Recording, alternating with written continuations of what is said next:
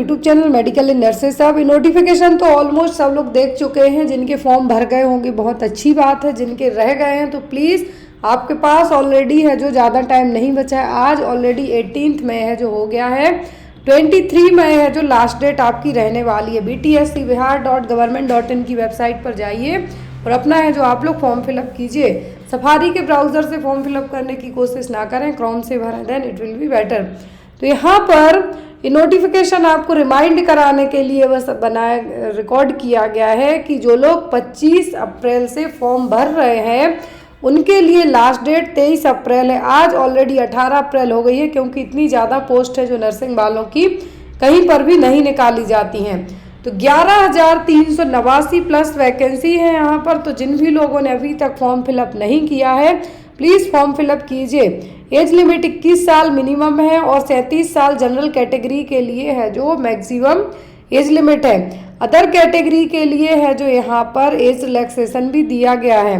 यदि अनारक्षित male candidate हैं तो 37 और फीमेल हैं तो 47। अनारक्षित मतलब अनरिजर्व्ड कैटेगरी वाले। तो यहाँ पर ये देखिए अलग अलग वैकेंसीज जो स्टाफ नर्स की पोस्ट है, यहाँ पर पेमेंट आपको अच्छी मिलने वाली है। साथ ही साथ यहाँ पर आपकी नियमित नियुक्ति है, मतलब परमानेंट है। यहाँ पर आप संविदा में नहीं जाएंगे, संविदा में नहीं जाने वाले हैं। सबसे अच्छी चीज़ यहाँ पर यह है कि आपका रिटर्न टेस्ट होना है, आपके पास बिहार नर्सिंग काउंसिल का रजिस्ट्रेशन होना है जो कंपलसरी होगा।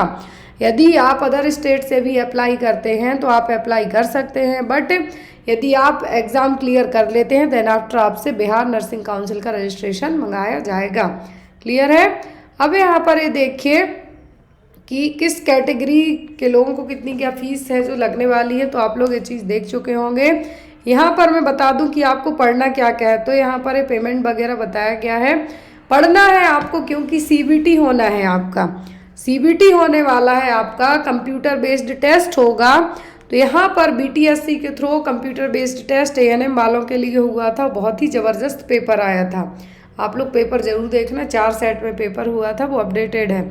अब सोचिए स्टाफ नर्स के लिए भी अच्छा ही पेपर आएगा, डिज़ाइन किया जाएगा पेपर अच्छा सा। तो यहाँ पर आपका सीबीटी होना है। तो आपको सीबीटी में क्या क्या आएगा ये देखिए, यहाँ पर कहा गया है कि सीबीटी के अलावा 75 नंबर तो आपके सीबीटी से ले लिए जाएंगे, बाकी के 25 नंबर सीबीटी आपका कंप्यूटर बेस्ड टेस्ट में ओनली नर्सिंग ही पूछी जाती है। तो कंप्यूटर बेस्ड टेस्ट में जब आपकी 75 नंबर की नर्सिंग आएगी या जीके जीएस जो भी आएगा, उसके अलावा 25 नंबर आपने किसी भी बिहार में प्राइवेट में या गवर्नमेंट में या पंचायती राज में कहीं पर भी as a health care worker और स्वास्थ्य सेवक के तौर पे काम किया है तो यहाँ पर आपके मार्क्स जुड़ेंगे। हर एक साल के 5 नंबर जुड़ेंगे। यदि आप 1 साल का आपका आफ्टर नर्सिंग रजिस्ट्रेशन के बाद आपने 1 साल काम किया तो 5 नंबर, 2 किया तो 10, मैक्सिमम 25 नंबर ही यहाँ पे जोड़े जाएंगे। क्लियर है। तो यहाँ पर 100 नंबर आप किस तरीके से होंगे। अब देखिए यहाँ पर लिखित परीक्षा में प्राप्त कुल अंकों का प्रतिशत को गुणक से गुणा करके अवधारित किया जाएगा, मतलब यहाँ पे आपकी परसेंटेज इस तरीके से निकाली जाएगी। जो बिहार के लोग हैं वहाँ का आरक्षण आपको मिलेगा, लेकिन जो वहाँ के नहीं हैं तो उनको जनरल कैटेगरी से कंसीडर किया जाएगा। अब यहाँ पे देखिए जो आपका 75% रिटर्न है तो उसमें कहा गया है कि प्रश्न पत्र में कुल 100 प्रश्न होंगे, सभी बहुविकल्पी मतलब मल्टीपल चॉइस होंगे, एमसीक्यू बेस्ड होंगे, हिंदी अंग्रेजी दोनों भाषा में होगा। बिहार का पेपर हिंदी इंग्लिश दोनों में होगा, तो आपको घबराने की ज़रूरत नहीं है, क्योंकि सबको पता है कि मध्य प्रदेश, बिहार, यूपी या छत्तीसगढ़ साइड जब भी पेपर होते हैं तो बच्चों के मन में एक डाउट सबसे पहले आता है कि क्या वो पेपर पढ़ पाएंगे कि नहीं पढ़ पाएंगे। सबसे पहला डाउट तो उनको यही रहता है। तो यहाँ पे आपका क्लियर है कि आपको 2 घंटे का पेपर होगा, पेपर आपका हिंदी इंग्लिश में होगा। जो भी चीज़ें आपने जीएनएम में पढ़ी हैं, बीएससी वाले यहाँ पर अप्लाई कर सकते हैं, बट यहाँ पर आपका सिलेबस जीएनएम वालों का कंसीडर किया जा रहा है, तो अच्छी चीज़ है आपकी। तो जीएनएम वालों ने जो भी पढ़ा है और आपको जीएनएम वाले जो आपने पढ़ा है पूरा नर्सिंग में आपके 3.5 साल और बीएससी वालों ने 4 में, तो उसी में से क्वेश्चन आएगा। और बहुत जल्दी पाठ्यक्रम है जो आपका सिलेबस है जो वेबसाइट पर भी ऐड किया जाएगा। पेपर आपका 1 से अधिक पालियों में होगा, मतलब शिफ्ट में हो सकता है। साथ ही साथ यहाँ पर ये देखिए नेगेटिव मार्किंग भी की जानी है। नेगेटिव मार्किंग का मतलब होता है 1/4। यदि 1 नंबर है और आपका गलत उत्तर होता है तो 0.25 उसका काट दिया जाएगा, 1/4 हिस्सा है जो काट दिया जाएगा। तो यहाँ पर आपको जो भी लोग अप्लाई कर रहे हैं तो यहाँ पर जो आपका वर्किंग एक्सपीरियंस है वो उसका फ़ायदा उन्हीं को मिलेगा जो लोग CBT परीक्षा पास कर लेंगे।